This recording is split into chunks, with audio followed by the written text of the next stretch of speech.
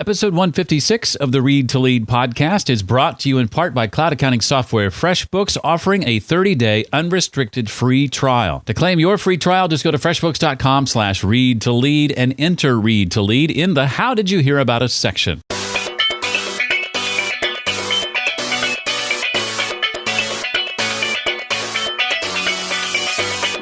I have a living laboratory at Brandeis International Business School where I teach, where I have MBAs every year diving into these situations outside their comfort zone, and I get to study their experiences.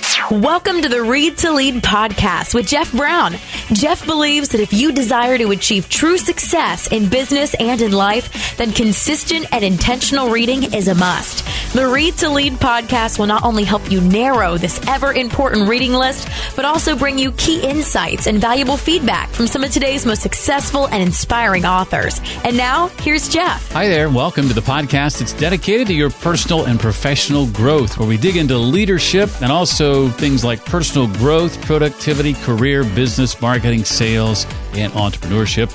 It's the area of personal growth getting the emphasis today as we chat with a gentleman named Andy Molinsky, PhD. He's the author of Reach, a new strategy to help you step outside your comfort zone, rise to the challenge, and build confidence. I love this book.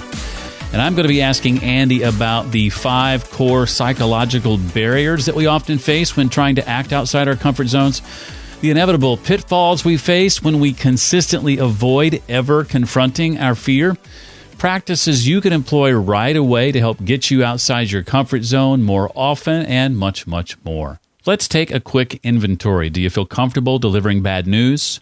Do you look forward to speaking in public? Do you enjoy networking? Is it easy for you to speak your mind and be assertive with friends and colleagues?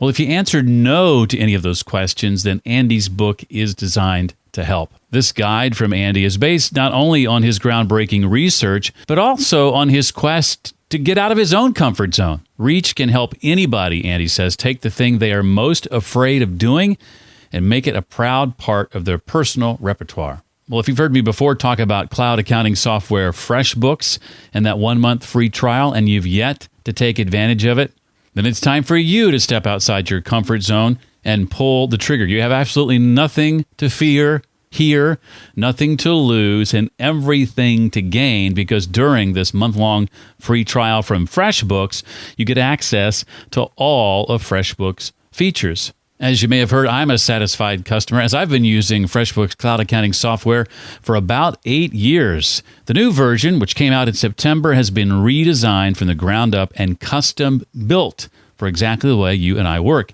If you're looking for the simplest way to be more productive, organized, and get paid faster, well, then FreshBooks is for you. It's easy to use, and it's also packed full of powerful features like creating your own invoices in record time, setting up online payments so you can get paid faster, being able to see when a client has viewed an invoice, and eliminate all the guessing games. Again, FreshBooks, right now, offering that 30-day unrestricted free trial. To claim it, just go to freshbooks.com/read to lead and enter Read to Lead in the How Did You Hear About Us section. Again, that's freshbooks.com/read to lead. Andy Molinsky is an award-winning author and professor of psychology and organizational behavior at Brandeis University's International Business School, where he specializes in behavior change and cross-cultural interaction in business settings. Sounds really important. And he writes regularly for the Harvard Business Review, Inc., and Psychology Today. And his work has been featured in the New York Times, The Economist, Fast Company, Fortune, Financial Times, the Boston Globe, and NPR. And fortunately for us, he is also the author of a brand new book out today officially called Reach, a new strategy to help you step outside your comfort zone, rise to the challenge, and build confidence. I'm excited to have him here. Andy, welcome to Read to Lead. Jeff, I am very excited to be here. Well, I was doing research for a book of my own for later this year, and I had honed in on a title called The Discomfort Zone.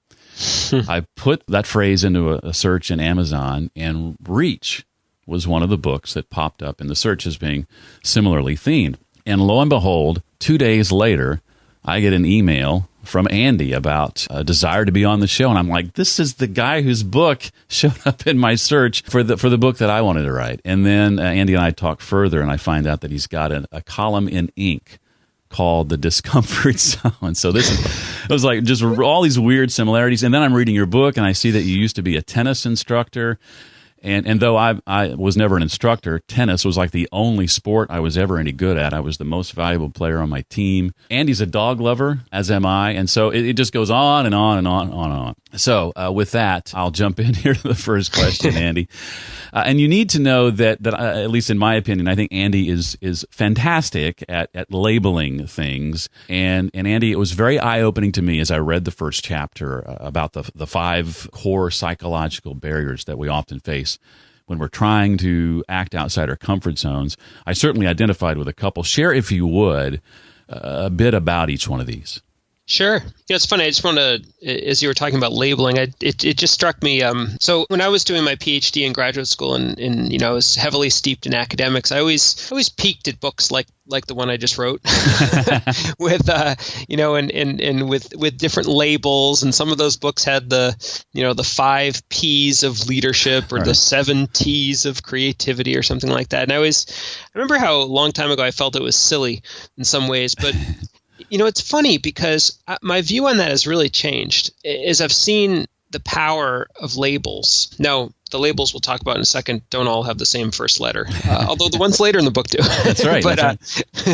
But I think labels are really important and powerful, and for us to have language to capture our experiences. I've found working with people trying to step outside their comfort zone that it's actually quite important for them to be able to name what they're struggling with. It puts something just that much bit more in control, and it helps them sort of on the pathway towards figuring out a solution to stepping outside their comfort zone. So I actually think labels are really important, having that language, being able to distill something that is pretty complex into something that's simple but not simplistic. So yes, there are 5 core psychological barriers I found in my work, understanding the challenges of stepping outside your comfort zone across professions. These are entrepreneurs, business people, executives, but priests, rabbis, goat farmers, you name it. The first one was authenticity. The authenticity challenge, the idea that when I'm stepping outside my comfort zone, this doesn't feel like me. I feel like an imposter speaking in front of a meeting, or putting on my grown-up voice to pitch to venture capitalists. So a second one was competence. Just the feeling deep down that as you're stepping into a new role, a new behavior, something outside your comfort zone, the feeling that deep down you don't feel that you're good at this, and you have the feeling that that's pretty obvious. And that is deeply uncomfortable. Another one is likability. And this one was interesting. I really found this to be resonant in my research. The idea that people are afraid that others won't like this new version of themselves, that they'll, that if I act assertively in this situation, which is outside my comfort zone, outside my sort of go-to way of acting, people aren't going to like me. They might even hate me. And by the way, these challenges aren't always logical, and even the people who experience them might say logically I shouldn't worry about likability. Logically, but it's really more psychologically. So you've got authenticity, competence, likability. There were 2 more. The fourth one was what I call resentment. The idea that some people felt frustrated that they had to step outside their comfort zone in the first place, as in, why can't my, the regular way I act be good enough? And then finally, the last one was morality. In certain cases, people felt that stepping outside their comfort zone was against their ethics or morals. Now, of course, as you know from reading the book, it's not that you experience every one of these in every situation that you're stepping outside your comfort zone, but even one of them or 2 of them can make it pretty tough. Well, I know for me personally, the 2 I identified with the most were the likability challenge and the competence challenge. And if memory serves from reading the book, the competence challenge was also a one of struggle for you. Is that right? Yeah, absolutely. Authenticity too. Frankly, all of them. At one time or another, right? At one time or another. Yeah. I'm not sure about morality for me as much, but that's happened when I've had to deliver bad news. But for sure, the experience that this is not me.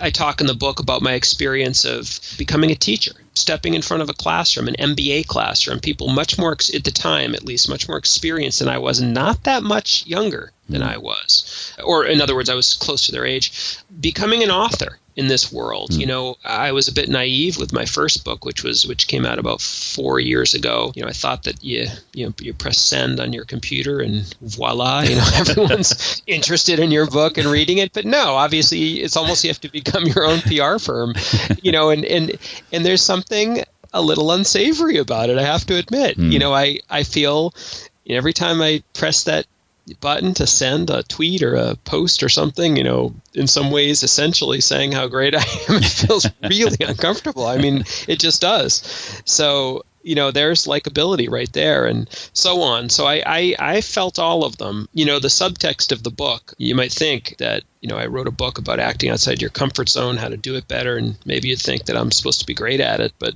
I am definitely not. And, I hope that allows me to kind of empathize with others because I'm no expert. Well, now that you share that, I realize I too have struggled with the morality challenge. I think at times, I was just telling somebody last week, having just launched the Read to Lead University Book Club. And there was like, why is it taking you 3.5 years to do this? It seemed like such an obvious thing. There's a part of me that's uncomfortable with the idea of asking my listeners to pay for something that I've created. It's just I'm not comfortable with that, and so it's taken me a long time to get over that. So yeah, I'm there. Well, and we'll get to it. I think about how to overcome these. I mean, I think these are human challenges, and but when you're kind of shooting for something in life and your work that you care about, these can get in the way, but they shouldn't overwhelm you. And that's kind of the point of the book, yeah. Well, before we get to that, I want to have you share a bit about, as we as humans go out of our way, go to great lengths to avoid these uncomfortable situations, what are some of the tactics that we tend to use? Yeah, a lot of different ones. Again, me being one of the greatest culprits here too. And of course, there's a good and bad of avoidance, right? The good is relief. You avoid that stressful thing, and you don't have to do it, right? But it does, of course, make it hard to grow and develop over time, and the next time will be even harder. So how do we avoid? In some cases, we simply avoid. Like we avoid the thing altogether. We say no to the opportunity to give a speech, because we're afraid to speak in public, and we simply decline. So that's the most obvious. Sometimes we avoid by doing a task only part way. You see this a lot with delivering bad news. You deliver only part of the negative message. I think there's probably been some very funny sitcoms that have been oriented around, someone breaking up with someone, a romantic partner, the other person actually not getting the message because it's just kind of half a message. Another example might be having someone else do a task that you probably should be the one to do. I talk with some small business owners, for example, who were very uncomfortable going to networking events and, pitching and promoting their product. The same thing you just talked about, in some ways, asking someone to buy something. A lot of people feel uncomfortable about that. Even people who own companies where that's kind of the point. And so they would send their assistant, who was less qualified and really wasn't representing the business and wasn't going to be able to really advance the business in the way that the person needed it to be, but he or she just felt uncomfortable about it. Some people procrastinate. Probably all of us do on some level. A lot of entrepreneurs I spoke with would tinker and tinker and tinker and tinker, and we're in the world of entrepreneurship and sort of putting ideas out in the world. There's this, I think the best practice is to put out beta version 1, get feedback, get beta version 2, get feedback, beta version 3. Do you know what I mean? It's kind of the opposite of procrastination. It's putting it out there, being vulnerable to the feedback, and sort of changing and adapting based on it, and then putting it out there again. But a lot of people are very uncomfortable with that and would sort of tinker and justify and say, nope, I got to get it right. And ultimately it's really avoiding. And then finally, the last one would be rationalizing. It's not that important that I do whatever. It's not that important that I go network, or it's not that important that I make small talk in this situation, or it's not that important that I speak up at a meeting. You know, I'm sure my points will be raised by someone else. we do it. And by the way, I'll say one last word is that it's in the book, I have a lot of examples from pretty famous people in the book too. And it's not to kind of try to make the book sexier and so on, but it's my idea for putting in famous, well-known people is to kind of normalize these things. Like it's not just you that does these things. It's Richard Branson and, Natalie Portman and all these others. So yeah, the one that was a surprise to me was Hugh Grant and some of the anxiety that he deals with when he's in the midst of acting. I felt awful for him when you read about he has panic attacks. Yeah. Stepping on stage, which is, that's quite an Achilles heel for a professional actor, right? Absolutely. So you get this short-term comfort when you successfully avoid having to deal with these situations, but shed some light, Andy, on the inevitable pitfalls that we face when we consistently avoid ever confronting our fear. I think you call it the paradox of avoidance. Yeah, it's really the idea that imagine you're afraid of a snake and you avoid snakes, and the next time you confront a snake, it's probably going to be that much harder, and then you avoid again, and then it's going to be that much harder, and make the snake a metaphor for whatever situation you're talking about. And I think the better way is to start to approach. That approach doesn't have to be hanging out for a day with a snake around your neck, so to speak, right? But there are little steps that you can take. But by going backwards instead of forwards, it just creates a vicious cycle, and it becomes even harder and harder and harder to step outside your comfort zone. So that's what I mean. That used to be the case for me when it came to public speaking, despite the fact that I've spent decades in radio and whatnot, and talking to thousands of people at any given moment when I turn on the microphone. I couldn't see those people, and so I could hide behind the microphone. And so anytime I found myself in a public speaking situation or offered that opportunity, I avoided it. And I found that each time I avoided it, with each new inevitable invitation that came, the fear would be greater. Now, thankfully, I'm past that, but I can see that in many examples. That's just one in many examples in my own life. I'm in the same boat on that one, actually. And I think what's probably helped me in that particular situation is my job, frankly. If you're a doctor and you're squeamish around blood and you have to constantly perform procedures, you're either going to somehow get over it or you're going to probably leave the profession. Right. For me, I teach multiple times a week, so over 15 years.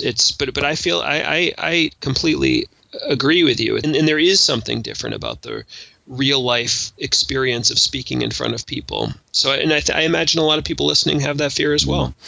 Two more things that Andy and I have in common. It was the fear at one point of public speaking, and also I taught in a university last year for the first time. More similarities between Andy and I.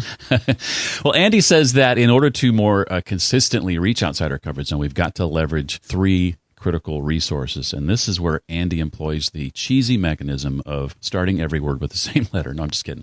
I hear you. It's actually, it makes it memorable. It does.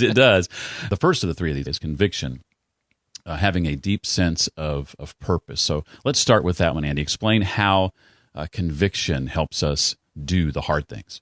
Yeah. So this is essential. My research took me across multiple professions, as I spoke before, some of which were interviews, some of which were real life. For instance, when I was doing interviews with police officers evicting people from their homes, I did a ride along in a police car for a day, performing 20 evictions. So, and I also have I didn't mention, maybe I mentioned the book, I'm not sure, but I have a living laboratory at Brandeis International Business School where I teach, where I have MBAs every year going off and diving into these situations outside their comfort zone, and I get to study their experiences.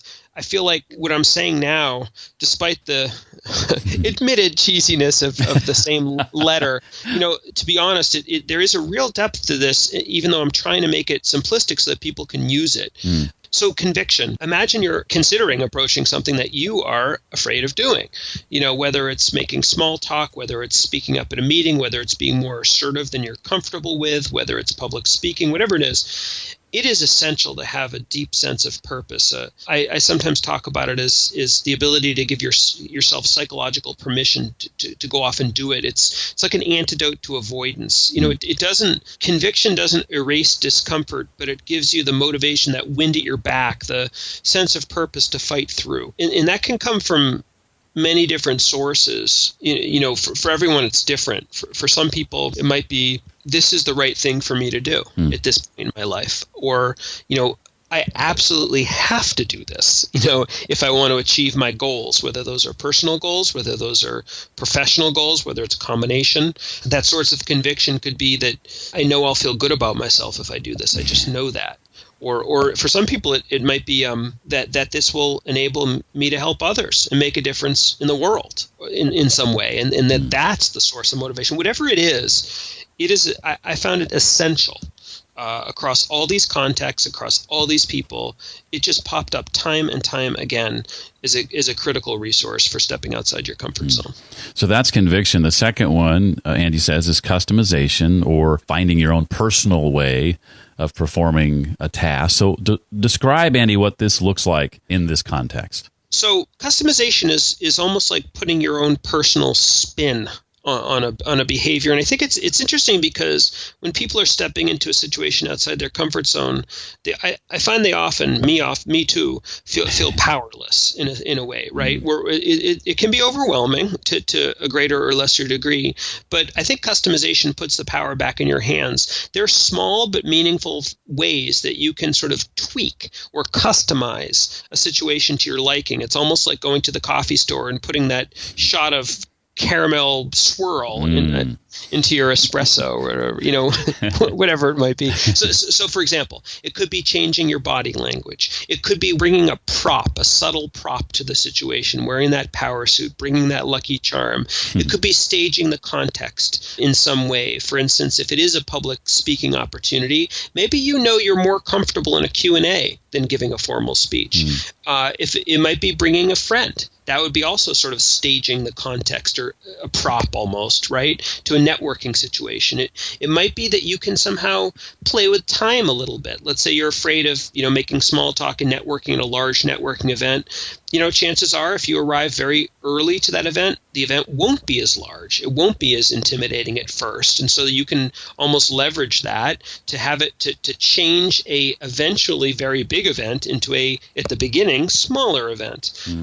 Some people change their language. They script out a way of saying something, or at least the first few words of something, that enables them to sort of get, to step into the situation and then sort of find themselves in it. So my point is that just like an actor does on stage, and this isn't acting per se, because you're still trying to be authentic. In fact, this is a way of becoming even more authentic because you're bringing a little bit of yourself to it.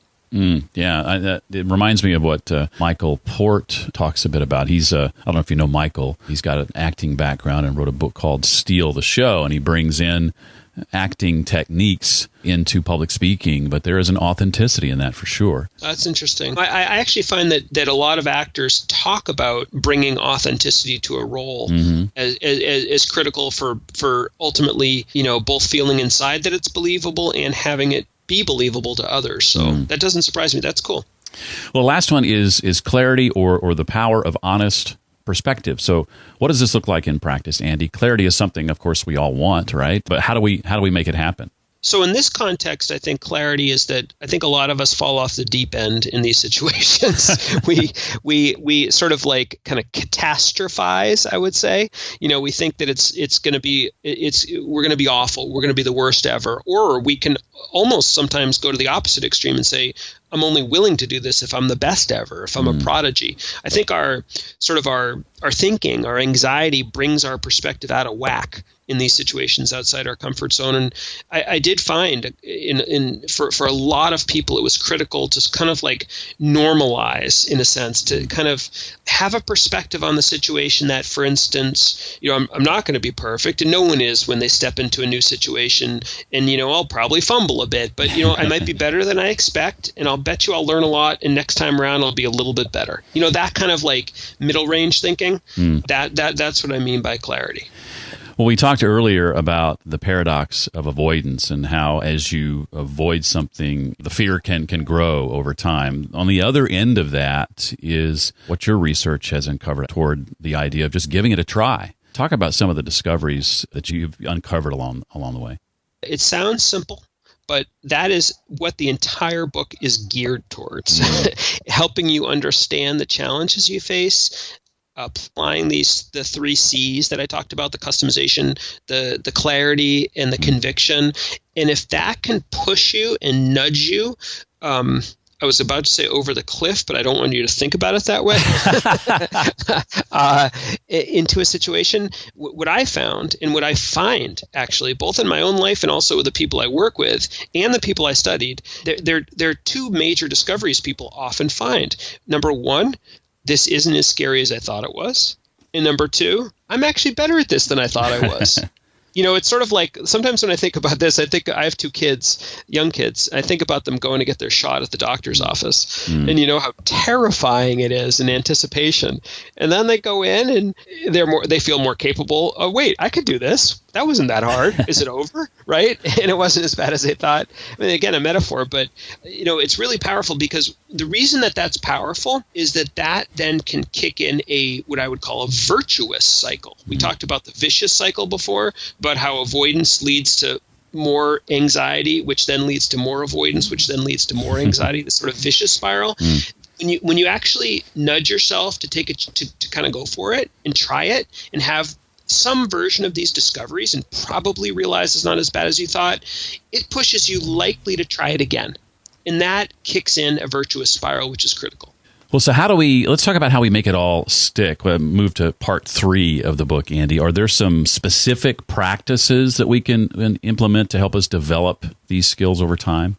Having a thoughtful practice routine, really integrating it and making it part of your normal. For me, teaching and public speaking, it was integrated into my life, but that's not true for everybody. So to make sure that you have some form of a thoughtful practice routine where you're not going to step into the most difficult possible situations ever in your situation, but you can sort of grow into them over time, right? If you're afraid of networking, let's say, your ultimate goal is to be able to go to that big conference. Maybe you don't start out at that big conference. Maybe you start smaller and build up over time. And you can apply that to whatever situation is. I think forcing mechanisms are key. Creating them for yourself, committing to them. I think that's why public commitments end up being quite powerful, to try to nudge yourself towards a situation. Internally, I find another key thing for making something stick is to do what you can to develop a learning orientation in your behavior. Carol Dweck, who's a psychologist from Stanford, she talks about the idea of developing a learning orientation. In other words, when you have that inevitable faux pas or slip up, how do you see that? Do you see that as, oh, yes, just more evidence about how much of a failure I am, right? That, by the way, is not a learning orientation. A learning orientation would be more that, well, that's just part of the learning process, and let's see what I can learn from that, and then, sort of go forward on my journey. And then finally, I would say some form of a healthy support system. That differs for everybody. It could be a mentor, it could be a colleague, it could be a coach, it could be a therapist, it could be a spouse, it could be a group of friends. Whatever it is, I think that's really important as well. Some combination of these, to give us that safety net when we fall, to nudge us forward, and to have the right mindset. Well, let's wrap up the book discussion, Andy, by having you compare and contrast some of the myths and realities that you often see in your line of work. I know one of the myths is that all it takes to step outside your comfort zone is to just take the leap. What's the reality in that case? Well, I think that this is an example of people watching others from the outside and seeing their highlight reels and then comparing them to their own internal turmoil. We have the greatest sort of insight into our own worries, our own lives, our own struggles. And we often don't have that when we look at others, and we see people taking that leap and say to ourselves, that's all it takes, taking a leap. How come I'm not able to do that? But the reality is that few people spontaneously just leap into these situations. If you think about it, it is usually a result of considerable thinking and deliberation and application of the tools that I talked about before and small steps. And maybe even it's not a linear process. Maybe it's one step forward, 2 steps back, but ultimately over time, you're able to do it. So I think it's sort of when you go on the internet and type in comfort zone and see fishes leaping out of fish bowls, I think it's a little bit deflating when people think that, that's what it takes. It sounds inspirational in the moment, but it's often difficult to apply that. But I don't think that's the reality. I like what John Acuff says about this topic. He says, be careful not to compare your beginning with someone else's middle. Highlight reels is a part of that as well. Another myth is that the magic only happens outside your comfort zone. I tend to lean this way, and I haven't bought into that 100%, but I'm in danger of doing that. So talk me out of it. Well, I think magic in the sense of growth and learning and development does, of course, come outside, from stepping outside your comfort zone. That's kind of the point of the book. But I don't want people to feel that they should be stepping outside their comfort zone in every possible situation, every possible circumstance, and at every possible point in their lives. I talk in the book about how earlier in my career, I always wanted to speak and write and do work, consulting and training and so on for a general audience. But, I was in the throes of trying to get tenure in an academic setting, and that is really rough, I have to tell you. And you have to and on top of it, I had a newborn. And so it was just not the time for me to step outside my comfort zone. I was barely keeping it together.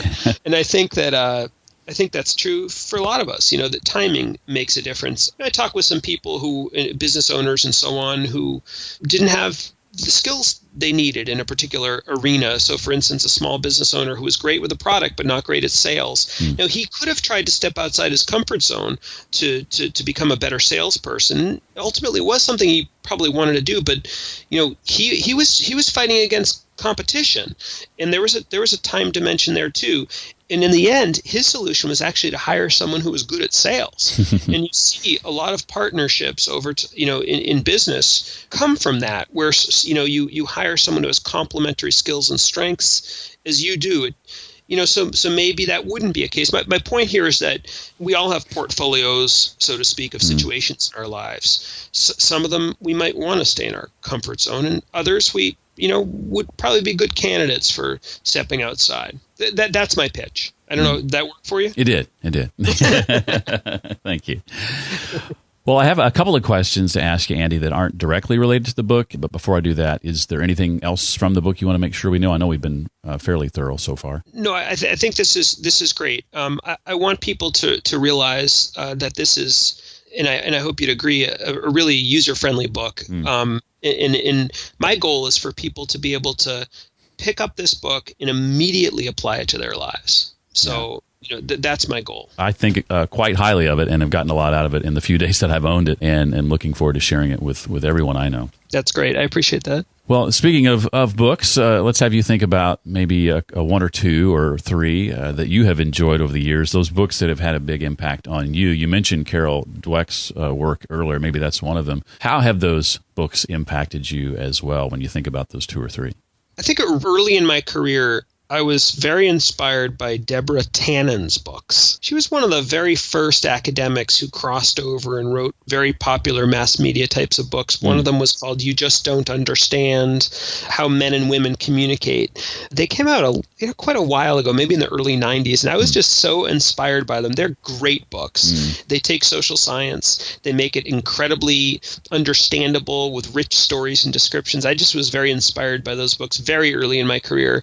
And I guess the other books that I would mention that I really have enjoyed, and I guess we're talking nonfiction here, would be Difficult Conversations and Getting to Yes. Those are, I love those books. They're written by Doug Stone and Sheila Heen and Roger Fisher also, of course, with Getting to Yes. They're about negotiation and how to have difficult conversations. And what I love about those books is they take complex, and this is sort of what I aspire to as well, taking complex topics but making them simple, and again, not simplistic, but simple and usable and memorable and very actionable. And I just love those books. If you go into my office, you'll see, especially the Difficult Conversations one, it almost looks like I've eaten it. That's kind of like how worn it is.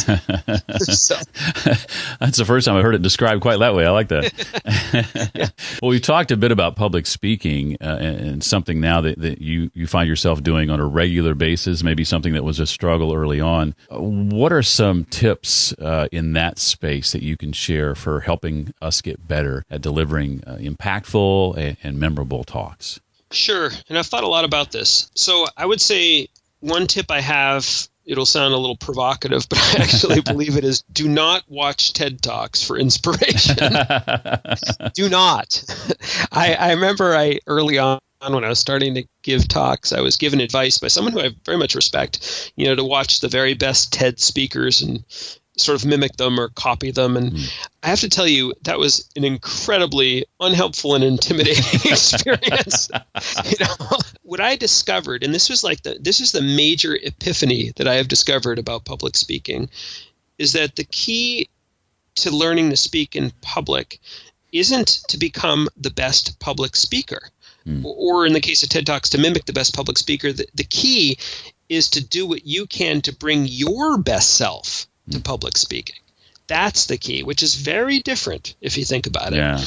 And so TED Talkers might tell these great personal stories and have minimalist slides and so on, but that might not be your thing. That might not be the best way for you to be present and authentic in yourself in the situation. So that would be one piece of advice. I guess the other key piece of advice I would say is, I think and I've read a lot of public speaking advice out there, which focuses outward, on the impression you're creating on others. But, I would spend more of your time focusing inward. We talked about conviction earlier. Find your source of conviction for public speaking if it's outside your comfort zone. Why is it meaningful to you? Like, what's in it for you? Why are you doing it? If you can sort of own that, and for me, it's always about making a difference, spreading the word. I'm proud about my book Reach. I'm really proud about the ideas. I really think it can help people, and I want to spread the word. And so that's, for me, that's where it comes from. But for you, it might, or for anyone, it might be different. But focus inward. Though most of the advice on public speaking is the opposite. Yeah. Well, I know that the book is coming out today, January 24th, the day we're releasing this episode. But I do want to ask you if what are you working on next? What's on the horizon, or is it just going to be book promotion for the foreseeable? That uncomfortable thing of book promotion for the foreseeable future. Well, we'll call it spreading the word. The one thing that I have thought about is, I really want to reach as many people as I can with this book and these ideas. So it will be spreading the word about Reach, really trying to talk to and reach as many people as I can. I really want to hear from readers and so on. And I guess a next step might be creating, some additional tools and training to reach an even wider audience, that maybe isn't even in book form. So I'm sort of toying with that, but to be honest, I'm super focused on the book right now. And of course, in the farther future, definitely another book. I love writing. So there's no question that's in my future. Well, the book again is Reach, a new strategy to help you step outside your comfort zone, rise to the challenge, and build confidence. And I highly recommend it. It's the book I would have written were I a lot smarter. Andy, thank you so much for being on the show. Really appreciate having you here. It was fun, Jeff. Thank you. Grab Andy's book right now just by going to readtoleadpodcast.com/156 for episode 156. That's where you'll find links as well to all the resources and other books that Andy and I spoke about today. Again, that's readtoleadpodcast.com/156. I encourage you as well to connect with Andy on social media. In most spaces, you can find him via his name. Again, it's Andy Molinsky, Molinsky. why. You may have heard that announcement in the podcast feed about the Read to Lead University Book Club. We were looking for 50 charter members to kick off the new Read to Lead Book Club. And all 50 of those spots, I'm happy to announce, have been filled. And we're going to kick that off February 1. You'll have a chance, if you missed your opportunity, to register for the Read to Lead University Book Club in just a few weeks. So if you missed this first group, you'll have another chance very, very soon. In the meantime, you can add your name to the waiting list. You can either go to readtoleaduniversity.com and enter your email address at the top of the page, or in the States, you can simply text the word university to 33444. We've had a barrage of recent ratings and reviews in iTunes and elsewhere for the podcast. All of them, most of them, 5 stars. Thanks to John, who says he's grateful for the authors that come on the show and the conversations that come through it. Thanks, John. Tamaru from Ethiopia has simply 2 words for the podcast: the best. Thanks, Tamaru. And Sage gives it 5 stars, saying, love the real and helpful conversations here. As a newer author myself and forever a lover of books, this podcast rocks. Thanks, Sage. If you'd like to leave a rating and written review, you can do that in iTunes or Stitcher. readtoleadpodcast.com/iTunes or readtoleadpodcast.com/Stitcher. Well, that's going to do it for this week. I look forward to seeing you next time for the Read to Lead podcast.